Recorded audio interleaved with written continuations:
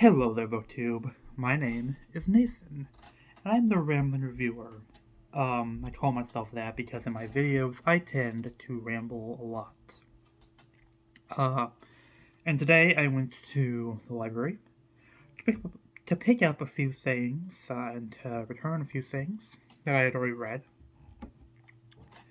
And while there, I looked into the little ongoing book sale they have there, which I really enjoy. I have a lot of eclectic stuff, and I got a few items. And I figured I'd show off what I got, particularly because I got paid today. And I wasn't expecting that because I usually get paid on Friday, and so I'm guessing because of the holidays they got us our paychecks a day early. But I want to show off what I got.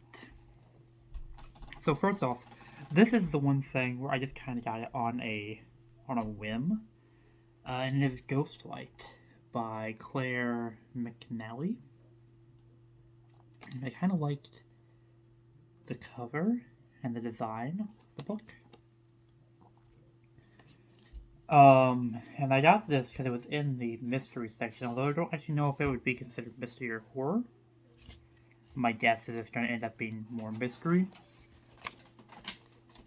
But I want to read the synopsis here. 5-year-old Bonnie Jackson made her triumphant debut in the Winston Theater in 1921.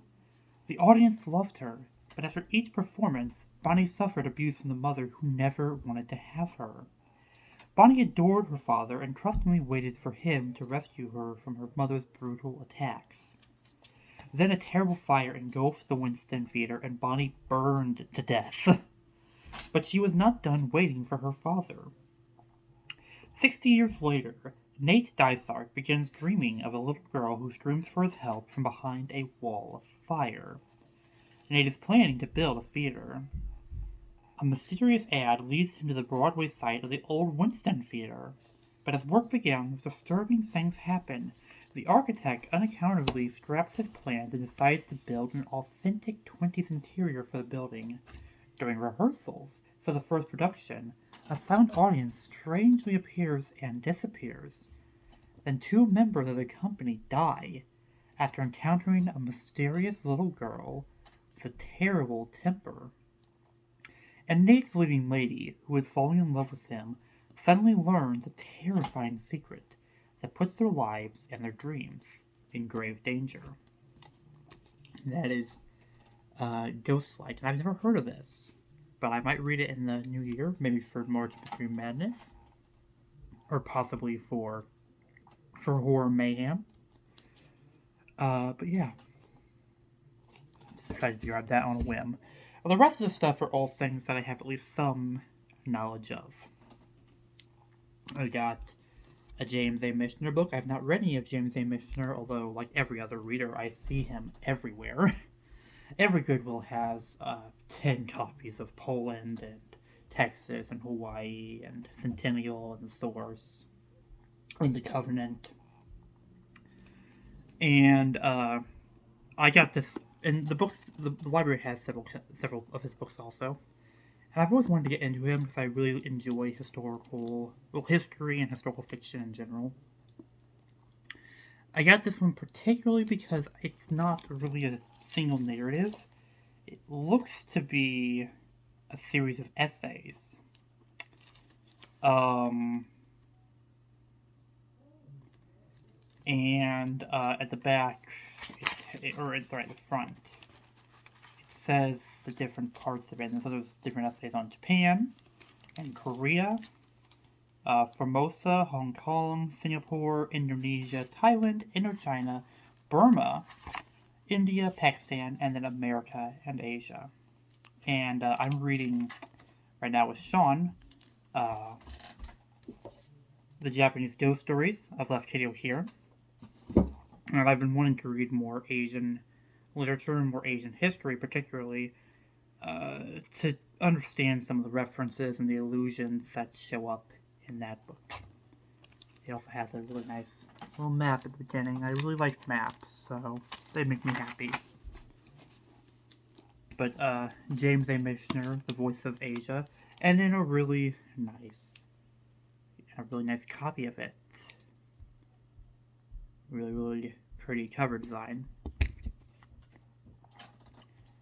And then I got 2 books by Bernard Cornwell. They have a bunch of these Sharps books there.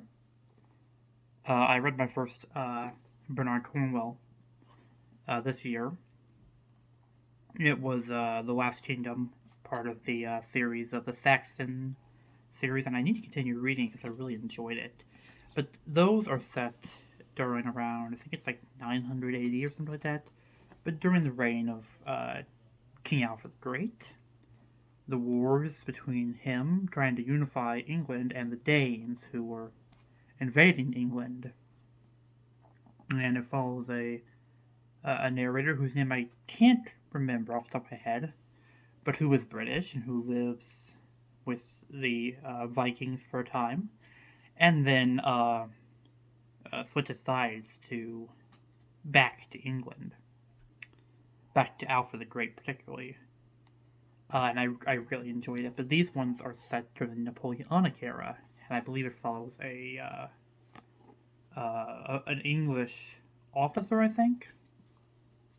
And the 2 I got were Sharp's Tiger. This one is set in India in 1799, so again, more historical fiction. And again, a really cool cover. I really like the design of these. In fact, that's why I got them. They had several of them, different editions, different books, but in different editions. And so I got these 2 particularly because this is the first one, from my understanding, chronologically. But it's like the 16th book in the series. But it just had this cover design that I really liked. And then I also got Sharp's Devil. And this one is set in Chile, or I guess by the cover, maybe off the coast of Chile. Very, very cool. And then I got 2 American classics that are linked because they were both recently mentioned in a Desert Island Books that Sean D. Standfast did with Stott Bryant. Well, Stott and Becky Bryant, actually. The Bookish Bryants. And one is a book that I've read, that I own, that I love. That's my favorite book. And that is Moby Dick. And it's this Reader's Digest copy, and I just liked the way it looked. And it was cheap, so I bought it. But it's got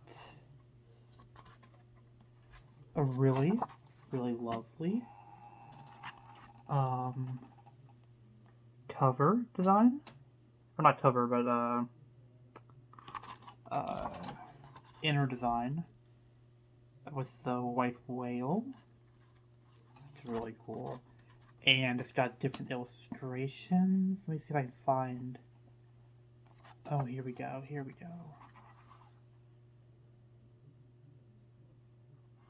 So I guess this is... I think it's the Ishmael and Queequeg.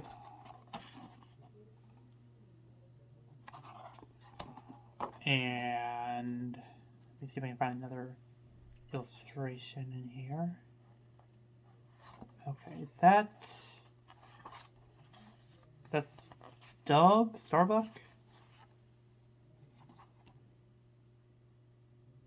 I don't know. I think that's supposed to be Stub. Unfortunately, it doesn't really open very well.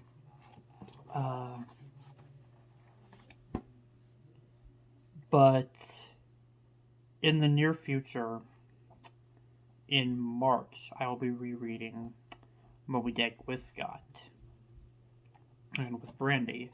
And then recently, Sean mentioned that he also wanted in, so we will be reading. We'll be rereading. Well, all of us will be rereading it, with the exception of Brandy. It'll be a first-time read for her. And I'm really looking forward to it, so I might read out this copy. I also have, actually it's over here somewhere. Where is it? Where did I put that? I'll pick that up in a bit. Okay. God, I thought I had it right over here, but I can't see it. So, oh, I'm stupid. It's right there. I was looking. I was looking for it in this section, but it's right there. It's cloth bound, paper mill press one, and I don't know which one I'll read yet. I had a Penguin Deluxe copy, but it fell apart, so now I've got these two. And I might try to buy some more. I do like Moby Dick a lot, and it might be cool to have several different copies of that. But okay. And then the last book that was mentioned by Sean, I believe he referred to it as just a particularly good American classic. Like Scott had mentioned that it was his favorite. Moby Dick was his favorite movie classic, and I think Sean mentioned that this was his favorite, like his great American novel. And that is Look Homeward, Angel, by Thomas Wolfe. And I bought this one for only 50 cents. And these were all $1, save for this was 50 cents, and then the Moby Dick was $2. So altogether I spent $6.50 on my own books, and then my mom also bought several things. I think she mostly bought movies. So, altogether I spent $13.50. But I actually don't know anything about this, so I'm going to read the back of it. Look Homeward, Angel, a novel depicting the coming of age of Eugene Grant, his boyhood in North Carolina, and his growing passion to experience all of life. Wolfe's first and probably most widely read book. So, that's all it says there. And it comes with an introduction by Maxwell E. Perkins.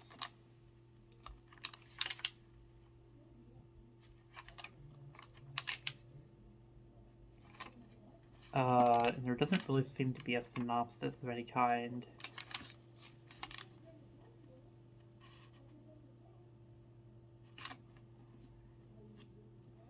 So, it's just the story of this one character's life.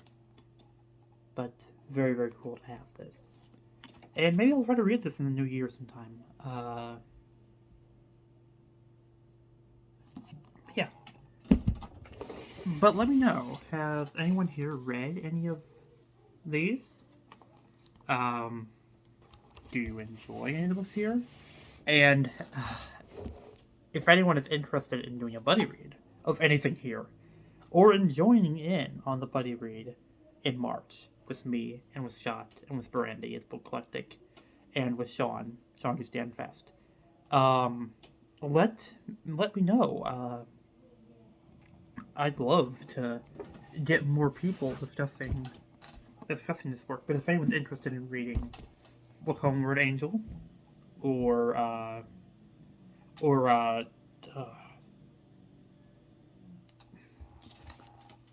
The Voice of Asia, I couldn't remember. I was thinking The Tales, but that's the Tales of South Pacific that I was thinking of.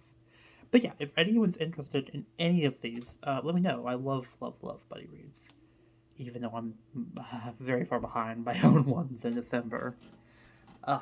But yeah, that's my haul. I hope you all having a great day, BookTube, and a great holiday season.